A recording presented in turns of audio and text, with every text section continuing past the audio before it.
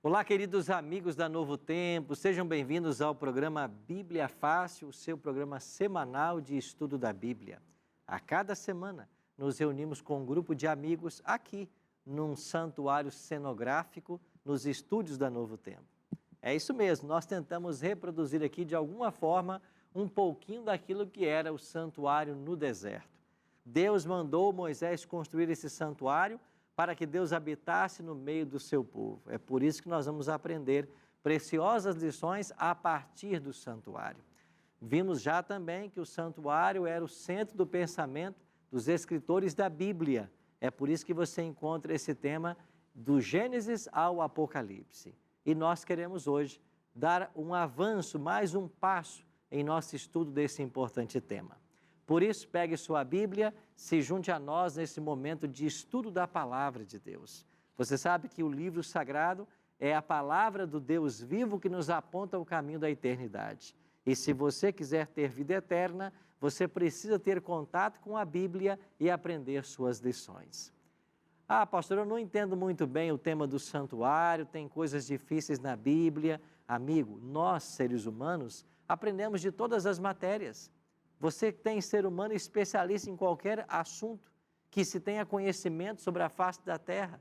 A Bíblia é a mesma coisa. A grande questão é que nós dedicamos, às vezes, anos e anos ao estudo de um tema e a gente nunca para ler a Bíblia. É por isso que, às vezes, as coisas parecem tão difíceis. Mas, se você der uma atenção especial à palavra de Deus, tirar um pouquinho do seu tempo todo dia para estudá-la, você vai se tornar também um especialista nos temas sagrados. E para ajudar você, nós preparamos aqui, olha, um DVD, Santuário, o Caminho de Deus. Esse DVD é um presente da Novo Tempo para você.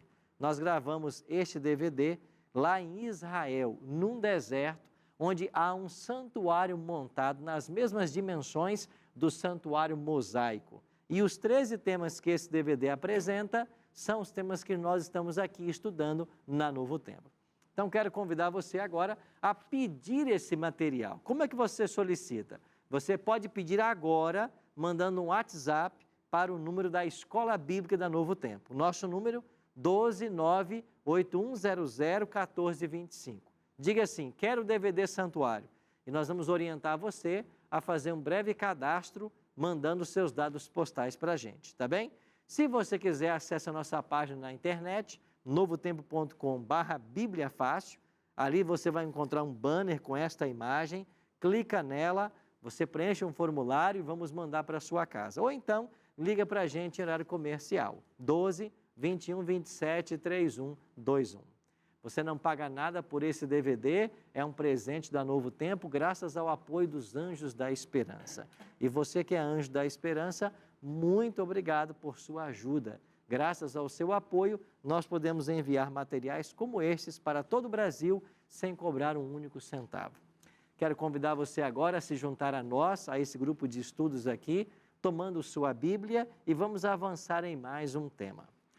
Nesse tema do santuário, são 13 temas que vamos repassar aqui. Hoje, nós vamos recapitular ou conhecer um pouquinho mais das festas que eram celebradas lá em Israel. E o quarto tema da nossa série, as festas da primavera.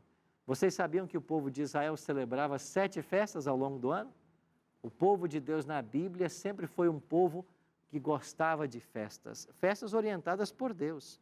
Foi o próprio Deus quem orientou para que elas fossem celebradas. E cada festa, ela procurava ensinar uma lição espiritual. Então, hoje, nós vamos, então, nos ater um pouquinho a esse tema. Mas, antes de começarmos o estudo, antes de abrirmos a Bíblia, a gente sempre gosta de fazer uma oração. Eu queria convidar vocês aqui no estúdio, e você que está em casa nos acompanhando, no escritório, onde quer que você esteja, se você puder, a também fechar seus olhos e orar comigo.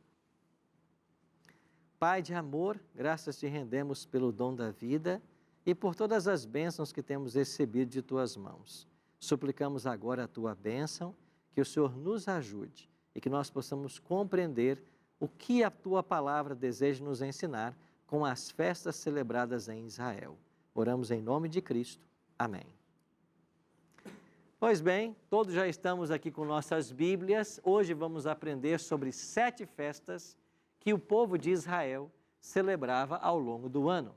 Agora, 2 coisas importantes. Estas festas, elas comemoravam eventos importantes da história nacional, elas eram comemorativas de algum evento que havia acontecido na história do povo, então elas apontavam para o passado, mas também apontavam para o futuro.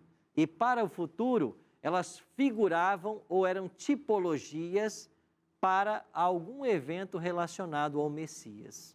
Então, as festas apontavam para o passado, para a história nacional de Israel e para o futuro. De alguma forma, elas se cumpririam no ministério do Senhor Jesus. Assim, estudar essas festas é você compreender um pouquinho mais do plano da salvação que Deus estabeleceu. Ela também ensina que a religião, ou elas ensinam que a religião é festiva, alegre e também celebravam o plano da salvação estabelecido por Deus. Elas apontavam para um itinerário de salvação. Cada festa apontava para um aspecto da obra messiânica.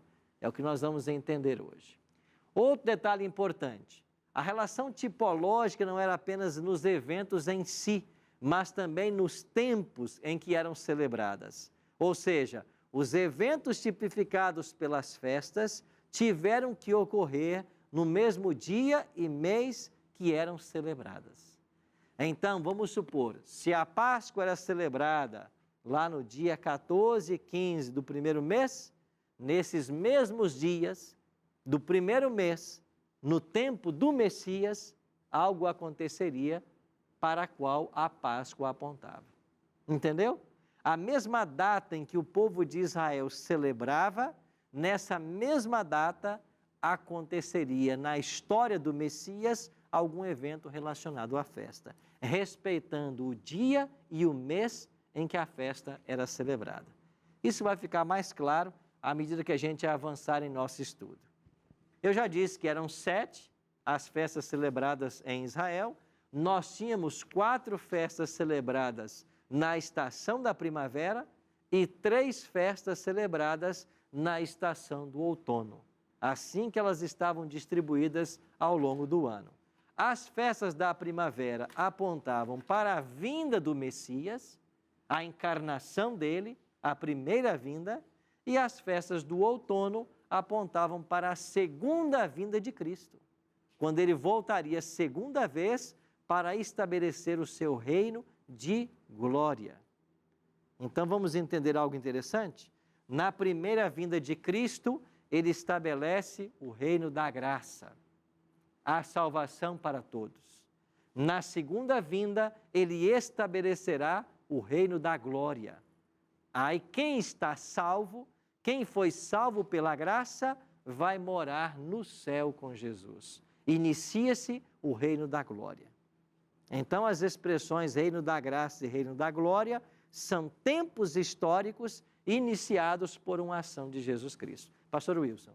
Pastor, a morte do Senhor, todo aquele ritual, foi datado já com as festas? Foi. E hoje nós vamos entender qual festa que apontava para a morte dele e como as datas foram respeitadas. Nós vamos nos surpreender com revelações que o Antigo Testamento já tinha feito e que o povo de Israel conhecia, mas muitos nos dias de Cristo que testemunharam tudo isso não se beneficiaram desse conhecimento. Então vamos conhecer estas festas. A primeira delas, as 4 primeiras, aconteciam na primavera, na estação da primavera. E a primeira é a festa da Páscoa.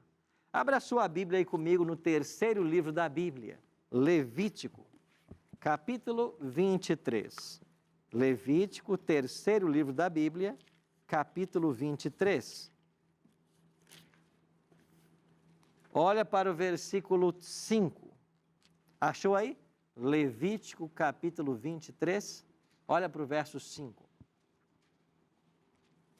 Assim diz o texto: no primeiro dia, ou no mês primeiro, aos 14 do mês, no crepúsculo da tarde, é o quê? A Páscoa do Senhor. Então a Páscoa tinha um dia para ser celebrada. Quando é que a Páscoa deveria ser celebrada?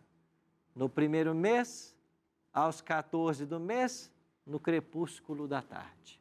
A palavra crepúsculo quer dizer ali, próximo ao pôr do sol, perto do pôr do sol. A palavra de Deus apresenta para nós essas datas das festas. E para compreendê-las melhor, é importante conhecermos o calendário dos israelitas, ou hebreus, como também eram chamados. O povo hebreu tinha 12 meses no seu calendário. O primeiro mês chamava-se Nissan ou Abib, os dois nomes aparecem na Bíblia. Depois o segundo mês Liar, depois Sivan, Tamuz, Ab e Elu. E aqui está a correspondência no nosso calendário que chamamos de gregoriano. Então, os meses dos hebreus tinham uma certa correspondência com os nossos. O mês de Nissan, que era o mês da Páscoa, ele corresponde a março ou abril, porque a correspondência começa no dia 15 de março, e vai até 15 de abril. Então, esse é o primeiro mês do calendário judaico. Então, ele sempre pega 2 meses do nosso calendário quando você faz a transposição. Hoje, quando se fala em Páscoa, a ideia é coelhos de Páscoa, ovos de chocolate. Isso nada tem a ver com o ensino da palavra de Deus. Isso é apenas um movimento mercantilista para a venda de produtos, explorando uma data religiosa. Mas o que é Páscoa à luz da Bíblia? Em Êxodo capítulo 12, se você puder voltar aí na sua Bíblia, para o segundo livro da Bíblia, nós temos aqui o dia em que a Páscoa foi estabelecida por Deus. E Deus passou em Êxodo capítulo 12 todas as orientações a Moisés, seu servo. Agora, olha o que ensina Deus no estabelecimento da Páscoa. Capítulo 12, verso 1. Disse o Senhor a Moisés e a Arão na terra do Egito: este mês vos será o principal dos meses, será o primeiro mês do ano. Falai a toda a congregação de Israel, dizendo: aos 10 deste mês, cada um tomará para si um cordeiro, segundo a casa dos pais, um cordeiro para cada família. Então, olha a orientação do texto. Este mês será o primeiro mês do calendário de vocês. Então, o mês de Abib tornou-se o primeiro mês do calendário religioso do povo hebreu. Agora, no dia 10 deste mês, cada um vai tomar para si um cordeiro. E o verso 6 diz assim: e o guardareis, o cordeiro, até o 14º dia deste mês, e todo o ajuntamento da congregação de Israel o imolará no crepúsculo da tarde. Então, o cordeiro tinha que ser tomado no dia 10, separado. Cada família escolhia um cordeirinho, um ano, sem defeito, pegava esse cordeirinho e colocava ele separado em algum local. 10 do primeiro mês. Quando chegava no dia 14, o cordeirinho tinha que ser imolado, no crepúsculo da tarde, próximo ao pôr do sol. Agora, a carne desse cordeiro tinha que ser preparada, assada no fogo e comida com pães asmos e ervas amargas. Se o cordeiro morria próximo ao pôr do sol, quer dizer que até eles prepararem a carne para depois comerem, a carne só era comida no dia seguinte. Porque na Bíblia o dia começa e termina ao pôr-se o sol. Então no dia 14 ele era morto e no dia 15 a carne era comida. Tanto é que em Israel, quando se celebrou a primeira Páscoa, quando Israel deixou o Egito, eles comeram a carne do cordeiro pascal à meia-noite. A Bíblia dá essa informação. Eles comeram a carne meia-noite, que já era o outro dia. Então, a Páscoa tem todo esse ritual. Agora, olha o que diz o versículo 7 e 8. Tomarão do sangue do cordeiro pascal e porão em ambas as ombreiras e na verga da porta, nas casas em que o comerem. Naquela noite comerão a carne assada no fogo, está vendo aqui? Naquela noite, já passou o pôr do sol, naquela noite, no outro dia, comerão a carne assada no fogo com pães asmos e ervas amargas a comerão. Então a carne era comida no dia 15. E o sangue do cordeiro eles deveriam passar nos umbrais e nas ombreiras das portas. Por quê?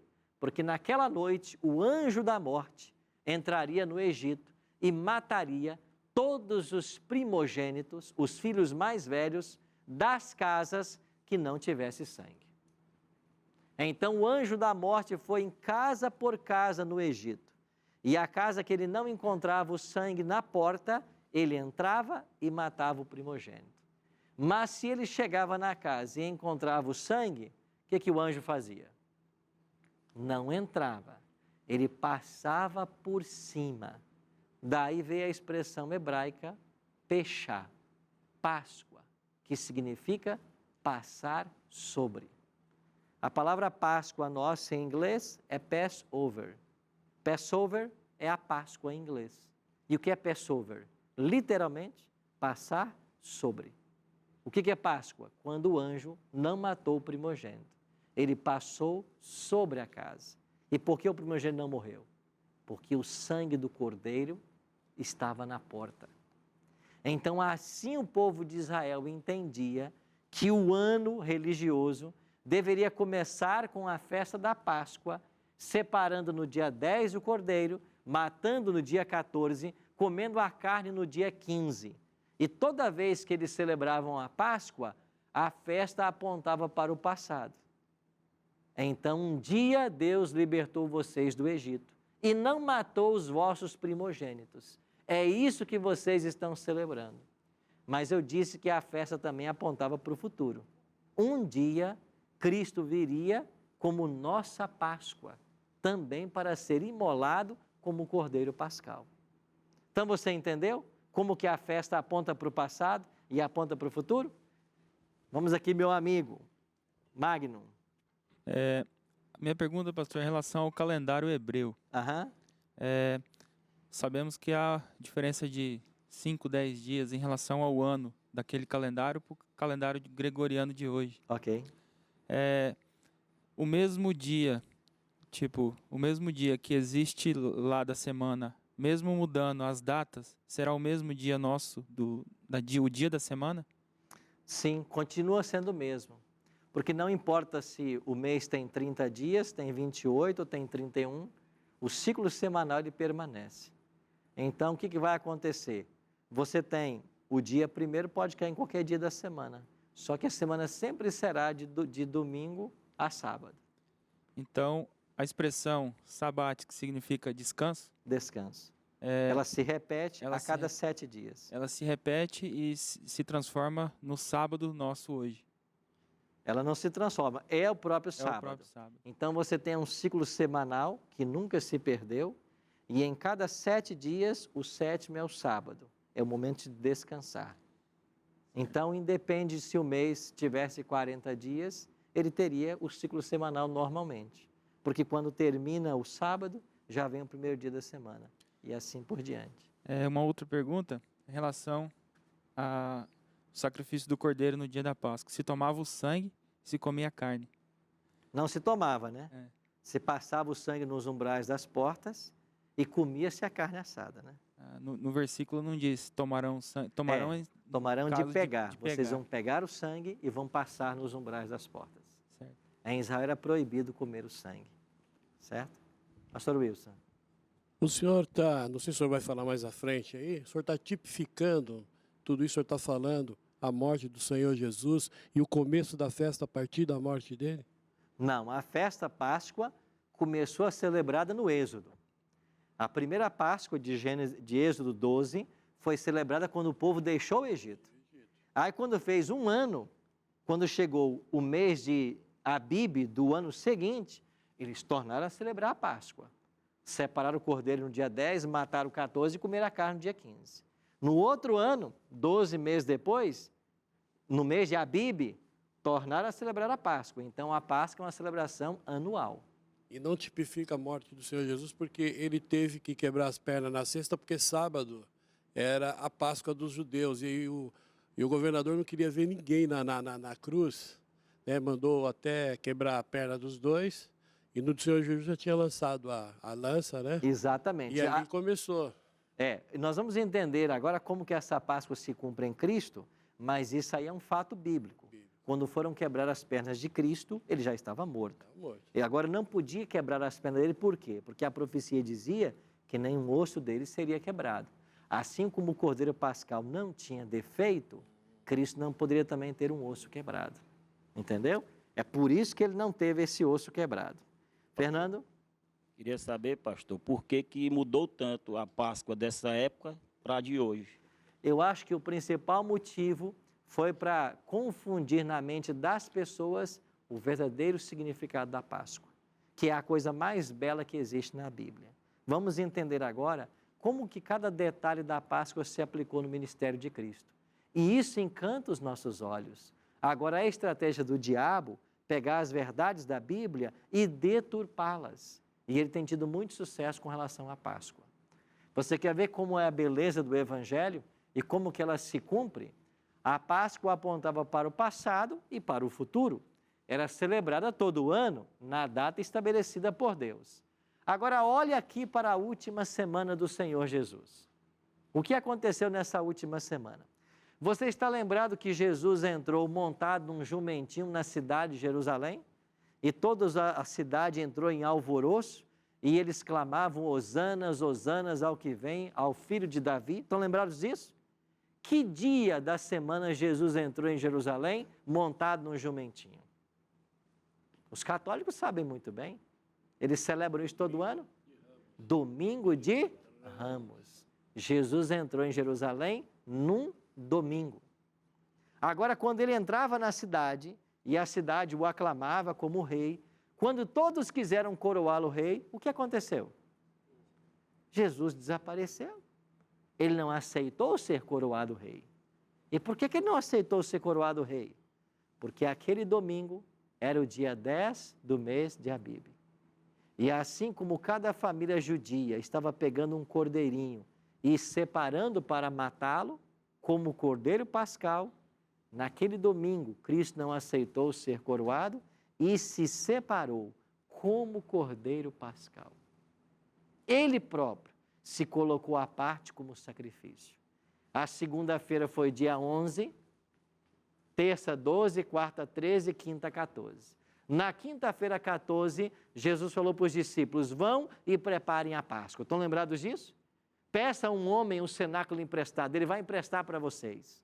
Os discípulos foram, pediram um cenáculo emprestado, prepararam a Páscoa. O que significava isso? Mataram o cordeiro que eles tinham separado também no domingo, assaram o cordeiro no fogo, prepararam os pães asmos, as ervas amargas, colocaram também ali o puro suco da uva, que a Bíblia chama de vinho, e na noite de quinta, Jesus se reúne com os discípulos para comer o cordeiro pascal.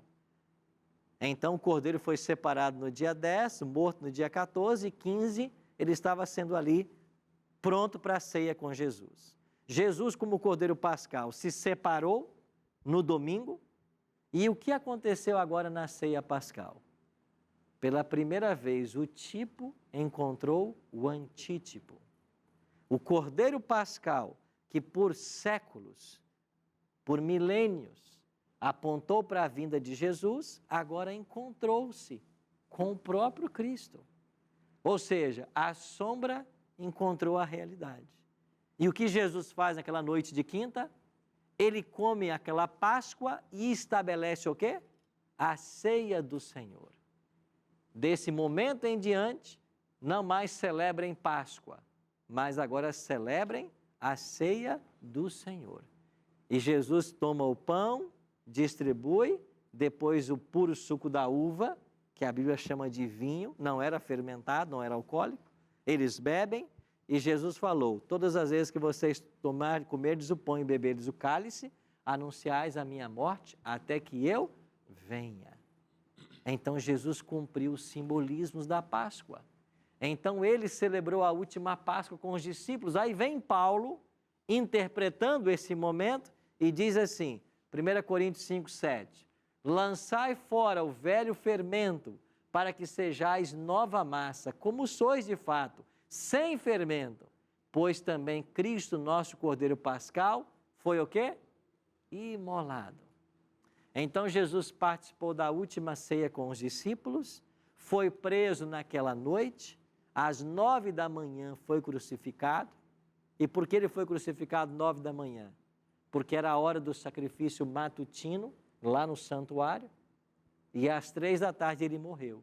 E por que morreu 3 da tarde? Porque era a hora do sacrifício vespertino. Porque no santuário tinham que morrer todo dia 2 cordeiros, um 9 da manhã e um 3 da tarde. Jesus é crucificado no sacrifício matutino e morre 6 horas depois no sacrifício vespertino. E cumpre fielmente o simbolismo da Páscoa. Sim, meu amigo. Páscoa tem Demeval. tudo a ver com libertação do povo que saiu do Egito. Do Egito. O cordeiro, Põe mais o perto. cordeiro simboliza Jesus. Jesus.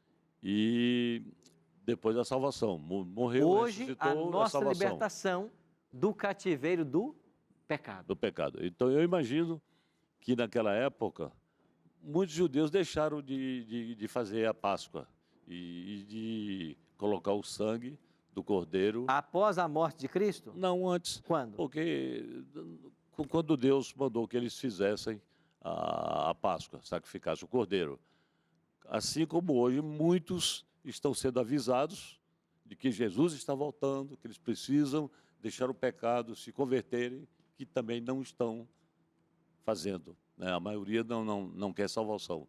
Então, eu creio que naquele tempo, muitos judeus tiveram seus primogênitos mortos por desobedecerem a palavra de Deus. Não? É possível. A casa que não tinha o sangue, aquele que não acreditou no que Moisés havia orientado, matem o cordeiro, passem o sangue, nessa casa o primogênito morreu. Eles não foram beneficiados. Hoje não é diferente. Hoje não é diferente. A salvação está para todos e nem todos a desejam.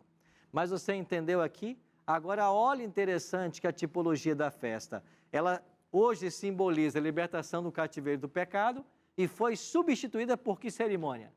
A cerimônia da ceia. Então, os cristãos não celebram Páscoa. Nós não celebramos Páscoa, nós não matamos cordeiro pascal. Nós não comemos carne de cordeiro com ervas amargas e pães asmos. Nós celebramos a ceia do Senhor, que foi uma cerimônia deixada por Cristo. Então, nós temos hoje a ceia do Senhor, que substituiu a Páscoa. Então, o cristão pode celebrar a Páscoa? Não deve. Por quê? Porque ela teve todo o seu cumprimento tipológico em Jesus Cristo. O que é que a palavra nos orienta a celebrarmos hoje? A ceia do Senhor. E quando eu celebro a ceia, eu tenho o compromisso de anunciar a morte do Senhor até que Ele venha. Nós iremos para um breve intervalo e já voltamos com mais 3 festas que eram celebradas na primavera lá pelo povo de Israel. Daqui a pouquinho a gente volta. Acompanhe no próximo bloco. Em relação à Páscoa e a ceia, né? A Páscoa nós vimos que era anual. E a ceia, qual era a regularidade, né? Qual a rotina para ser feita a ceia? Nós não temos na Bíblia uma orientação sobre o tempo que ela deve ser celebrada. A orientação que Jesus deixou foi: todas as vezes que vocês comerem o pão e beberes o cálice, celebrais a morte do Senhor até que Ele venha, ou anunciais a morte até que Ele venha. E o que a Páscoa representa? A Páscoa representa amor, representa a comunhão, fraternidade. É isso que a Páscoa representa? Não tem nada a ver com o significado atual. E você vai ver ainda nesse episódio. Hoje ainda, assim, pode-se dizer que o Espírito Santo fala como Deus falava, literalmente. Eu posso ver o Espírito Santo, ele pode se comunicar comigo conversando, ou isso é uma coisa de consciência? Você falou muito bem quando houve uma mudança na forma como Deus se comunicava. Porque antes do Espírito ser dado, nós chamamos a dotação do Espírito, o Pentecostes, como a era da dispensação do Espírito. Ou seja, quando o Espírito agora está disponível para todos. Antes disso, o Espírito Santo já existia, ele é Deus, sempre existiu, mas ele atuava de forma pontual. Ele vinha até a pessoa e capacitava a pessoa para alguma obra específica ou ele habilitava a pessoa para algo específico.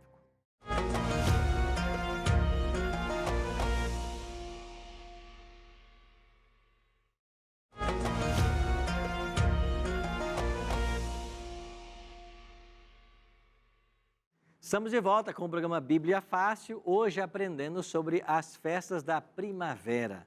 E você viu um DVD que eu ofereci para vocês, né? No início do programa de hoje. Vai ficar aparecendo aqui os contatos para você pedir o DVD Santuário Caminho de Deus.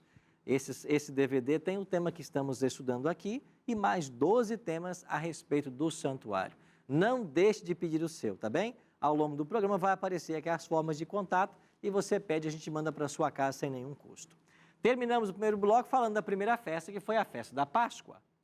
Agora, qual era a segunda festa celebrada lá em Israel? Êxodo, capítulo 17, verso 12, fala para nós. Guardai, pois, a festa dos pães asmos. Aqui, ó, o nome, festa dos pães asmos. Porque nesse mesmo dia tirei vossas hostes da terra do Egito. Portanto, guardareis esse dia nas vossas gerações por estatuto perpétuo.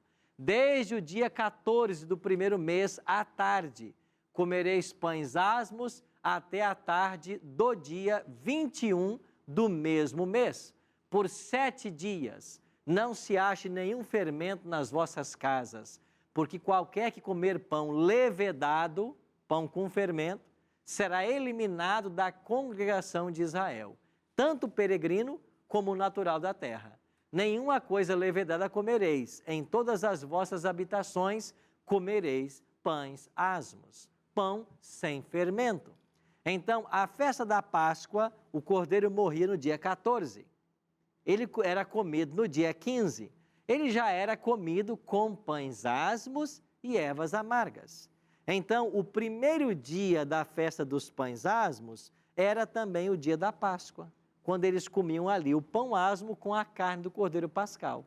Só que, a partir dali, por 7 dias, eles deveriam comer apenas pão sem fermento. Essa era a festa dos pães asmos. Agora, qual é a tipologia dessa festa? O que ela significa? Ficou claro no texto que o fermento não deveria ser encontrado nas casas. Por que não? Porque, de acordo com Marcos 8,15, Lucas 12:1, 1 Coríntios 5, 6 a 8, Gálatas 5, 9, o fermento na Bíblia é associado ao pecado. E o pão sem fermento significava que nós estávamos nos preparando, nos purificando também longe do pecado. Agora, a festa dos pães asmos aponta para o passado. E o texto disse ali, vocês vão comer esse pão para celebrar o dia em que eu tirei vocês da terra do Egito. Então, assim como a Páscoa celebrava também a libertação, a festa dos pães asmos também celebrava a libertação. Ela apontava para o dia em que o povo de Israel deixou o Egito. Agora, e para o futuro? O que ela apontava? Ela apontava para a grande libertação da humanidade operada por Jesus através da cruz. Por quê? Porque Cristo foi morto na pureza, sem nenhum pecado. Cristo nunca pecou. O pão asmo era um símbolo de Cristo. O pão não tinha fermento que simbolizava o pecado, assim como Cristo deveria ser morto sem nunca ter cometido o pecado. E o Evangelho deixa claro que Jesus Cristo não sofreu corrupção. Ele nunca pecou. Sim, minha amiga, você estava com a palavra aí. Pastor, Vanessa, né? Isso, Vanessa. Em relação à Páscoa e a ceia, né? Que a ceia substituiu a Páscoa. A Páscoa nós vimos que era anual. E a ceia, qual era a regularidade, né? Qual a rotina para ser feita a ceia? Nós não temos na Bíblia uma orientação sobre o tempo que ela deve ser celebrada. A orientação que Jesus deixou foi: todas as vezes que vocês comerem o pão e beberes o cálice, celebrais a morte do Senhor até que Ele venha, ou anunciais a morte até que Ele venha. Então, não existe na Bíblia a a sugestão do seu tempo, mas ela tem que acontecer. Então, na Igreja Adventista, por exemplo, ela acontece a cada trimestre. Então, de 3 em 3 meses, celebramos uma ceia do Senhor. Então, como não há orientação clara sobre a sua frequência, a gente pode escolher um tempo para adotar. Algumas igrejas fazem a cada ano, tem igreja que faz mais comumente. Certo? Doutor José Mário. Pastor, a minha dúvida aqui, pode parecer simples, mas é a dúvida talvez de milhões. Se a festa começou na época do Egito, né, e se perpetuou até a vinda de Cristo, sabendo o sumo sacerdote, essa profecia e o andamento do antes e o depois, por que mesmo assim ele deixou se cumprir, ou seja, entregou o cordeiro? Com o passar dos séculos, o povo foi se apegando a esse ritualismo e foi perdendo o seu sentido. Não acontece isso hoje? Você pergunta para alguém, está se aproximando a Páscoa, o que você vai fazer? Eu vou comprar aí um monte de ovos de chocolate para dar para as pessoas que eu gosto. E o que a Páscoa representa? A Páscoa representa amor, representa comunhão, fraternidade. É isso que a Páscoa representa? Não tem nada a ver com o significado atual. Então, assim como hoje nós perdemos a referência bíblica de muitas coisas, aconteceu isso com o povo de Israel. E o sacerdócio se corrompeu. Nos dias de Cristo, ele era altamente corrompido. Havia ali um tipo de apadrinhamento, de favorecimento, e explorando as pessoas mais simples, e explorando venda de animais, e explorando o perdão. Porque como o perdão passava por eles se aproveitaram dessa posição elevada para se enriquecerem. Tornaram-se os homens mais ricos da nação, perderam de fato de vista a simplicidade que havia sido ensinada por Jesus Cristo no Antigo Testamento, e eles perderam o sentido, por isso rejeitaram Jesus quando ele veio. Porque a minha dúvida, acho que é a dúvida de muitos, né? Sim. Porque na presença do sumo sacerdote, ele foi condenado. E teria que ser a pessoa que teria ter a maior noção sobre aquilo que estava acontecendo. Você lembra quando nasceu Jesus, que o rei Herodes ficou sabendo do nascimento? A quem ele foi perguntar sobre o nascimento? Ele foi perguntar para os judeus, escuta, há alguma profecia de que nasceria um rei de vocês? O que eles foram fazer? Foram ver na profecia. De fato há uma profecia, né? Ele vai nascer. Você percebe como que eles não estavam prontos para os eventos? Quando Jesus nasceu, quem estava pronto para o nascimento dele? E as profecias apontavam para a chegada dele, mas eles não se prepararam. Na morte foi a mesma coisa. Então, este engano que eles sofreram fez parte de uma estratégia diabólica. E sabe qual foi a estratégia do diabo? Nos dias da vinda de Cristo, ele jogou a ênfase para a segunda vinda. Então a nação judaica não esperava um Messias montado num jumentinho, esperava um rei libertador, que fosse tirar os romanos do poder e estabelecer o judeu como cabeça da nação mais uma vez. Então o diabo conseguiu, na primeira vinda de Cristo, colocar a ênfase de que tem a segunda vinda, quando ele vem para reinar. E hoje o diabo faz a mesma coisa. Ele pega a ênfase da segunda vinda, que é quando Jesus vem para reinar, e tenta jogar na primeira vinda, dizendo que se Jesus vier, eles vão crucificá-lo novamente. Certo? Vamos avançando então? Então a festa dos pães asmos apontava para a pureza do ministério de Cristo, celebrada 7 dias a partir da Páscoa. Terceira festa, das primícias. Olha o que Deus orientou, Levítico 23, 9 e 10. Disse mais o Senhor a Moisés, fala aos filhos de Israel e dize-lhes, quando entrardes na terra que vos dou e cegardes a sua messe, ou seja, colheres o grão da plantação, quando vocês fizerem isso, trareis um molho das primícias da vossa messe ao sacerdote. Então, qual foi a terceira festa que Deus instituiu? Quando vocês entrarem em Canaã e plantarem, quando os grãos nascerem, vocês vão lá, separam um feixe, um molho, um feixe desses grãos, e vocês tragam isso para o sacerdote no santuário. Isso aqui é as primícias, os primeiros frutos, os primeiros grãos. Então, os primeiros grãos da colheita, vocês dediquem ao Senhor. façam essa festa a cada ano. Então, olha o que mais disse Deus orientou aqui no versículo 11 e 12. Este moverá o sacerdote, moverá o molho perante o Senhor, para que sejais aceitos. Quando? No dia imediato ao sábado. O sacerdote o moverá.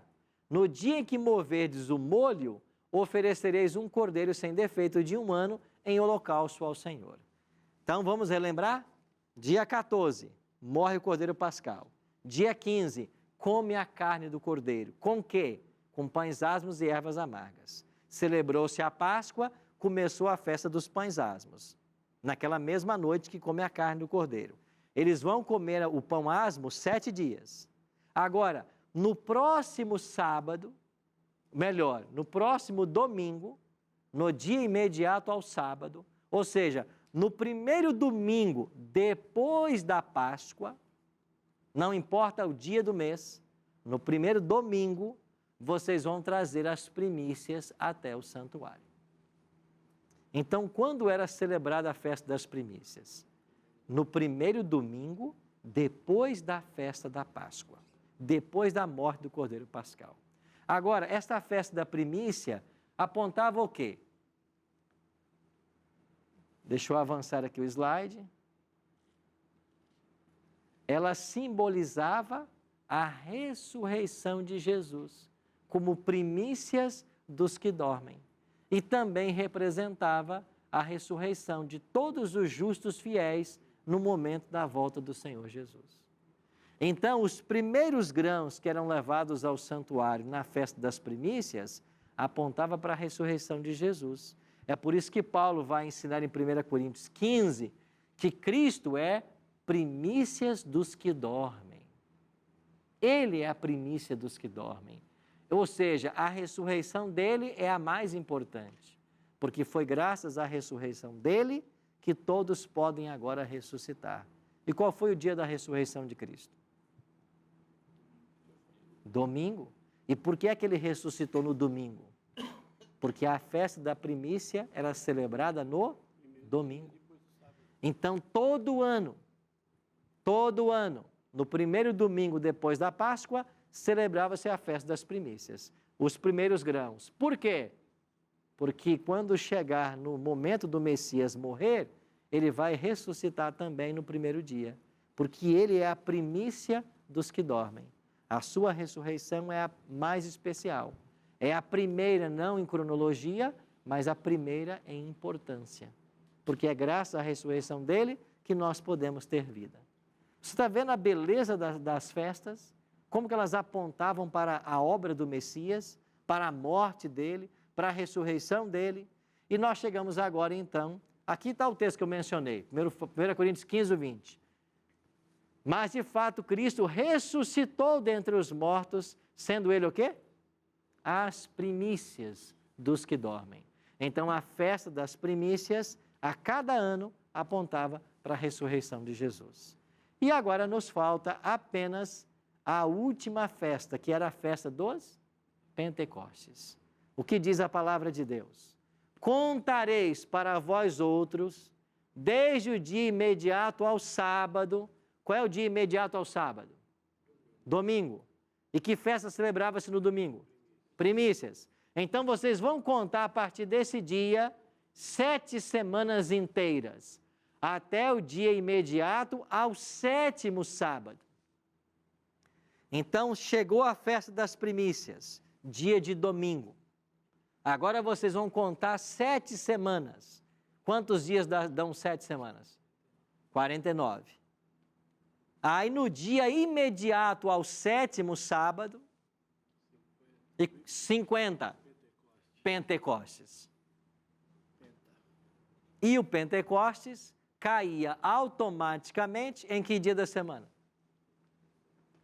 Domingo. Então, das 7 festas celebradas em Israel, 2 delas não tinha data no mês. Tinha que ser celebrada no domingo. Quais eram? Primícias e Pentecostes. Então, você celebrava a festa das primícias nesse domingo, contava 7 semanas Você chegava num sábado, aí no dia seguinte, que era um domingo, você tinha a festa do Pentecostes. E o que acontecia na festa dos Pentecostes? Era a festa que celebrava a colheita. Se na festa das primícias trazia-se um molho da cevada, que era a primeira a maturar na colheita, na festa do Pentecostes, você celebrava a colheita do trigo, 50 dias depois das primícias. Então, essa celebração da colheita é chamada de Pentecostes. Então, qual é a tipologia da festa? Ela apontava para o momento em que o Espírito Santo seria dado e, como resultado, uma grande colheita aconteceria. Colheita de que agora? Almas de pessoas.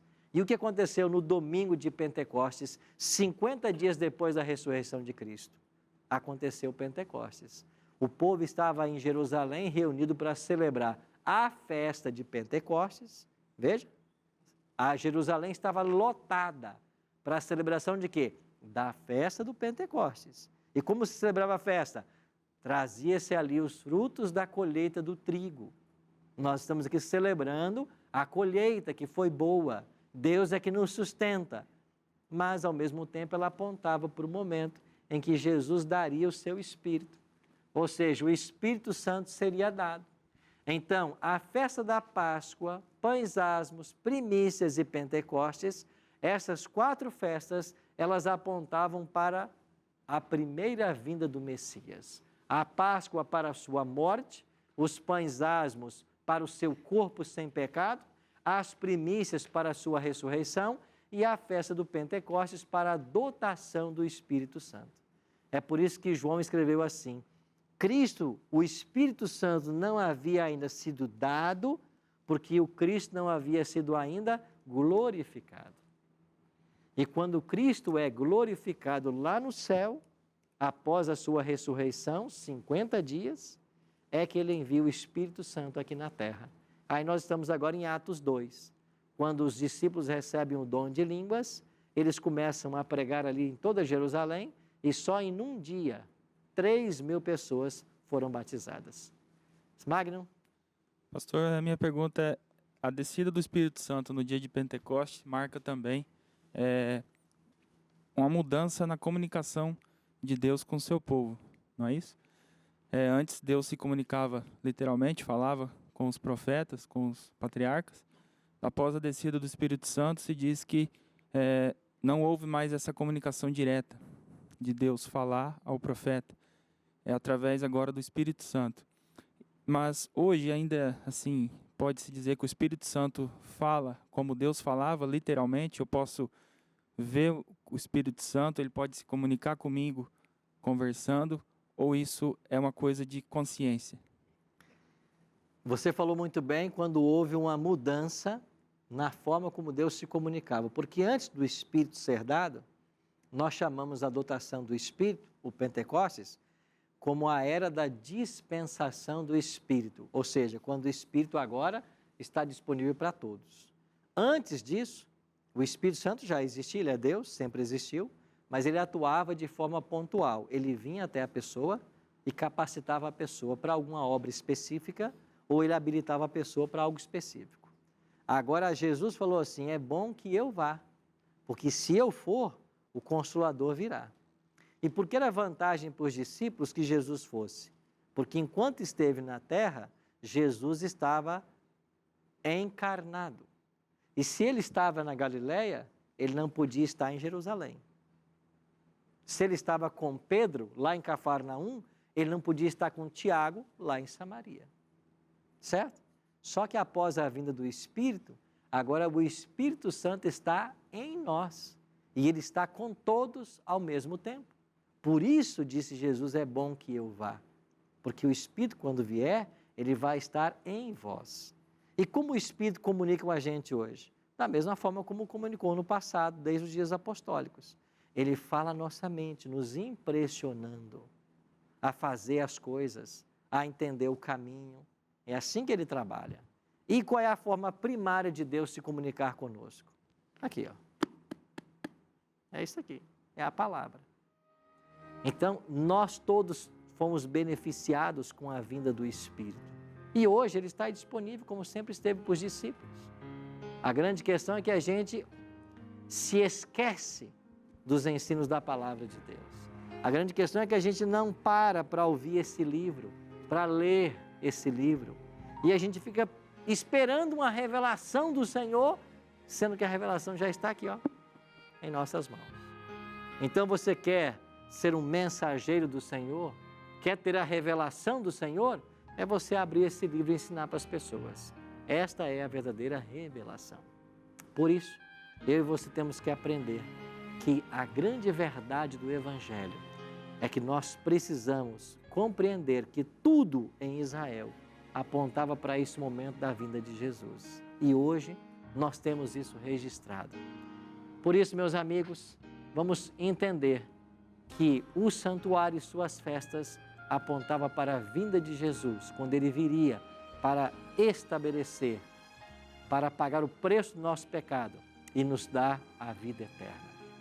E que você pensasse nisso agora, enquanto a gente vai ouvir essa música com a Cintia Alves.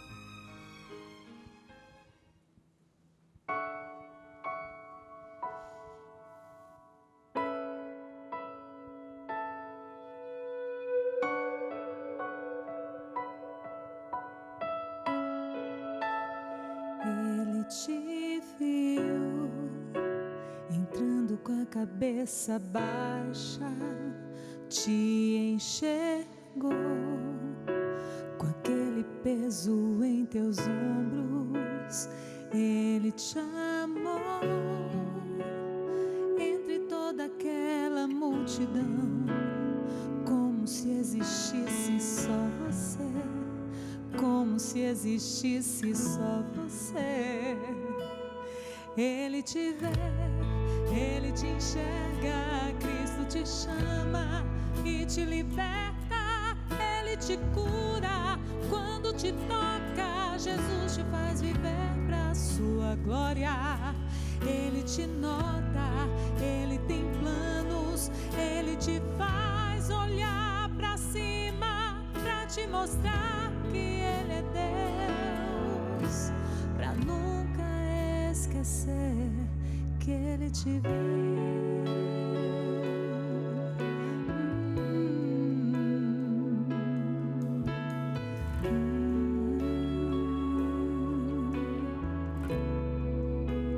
Livre estás, falou olhando em teus olhos e te tocou, aliviando os teus fardos. Não há mais razão pra viver olhando para o chão. Jesus foi quem te libertou, Jesus foi quem te libertou. Ele te vê, ele te enxerga, Cristo te chama e te liberta. Ele te cura quando te toca, Jesus te faz viver pra sua glória.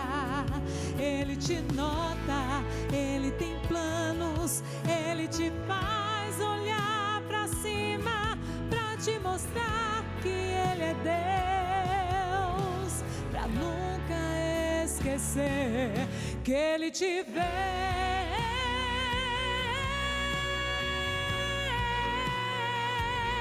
Ele te cura quando te toca, Jesus te faz viver pra sua glória. Ele te nota, ele tem planos, ele te faz olhar pra cima, pra te mostrar que ele é Deus, pra nunca esquecer que ele te vê. Sempre, sempre ele te vê. Em todo tempo ele te vê. Amém.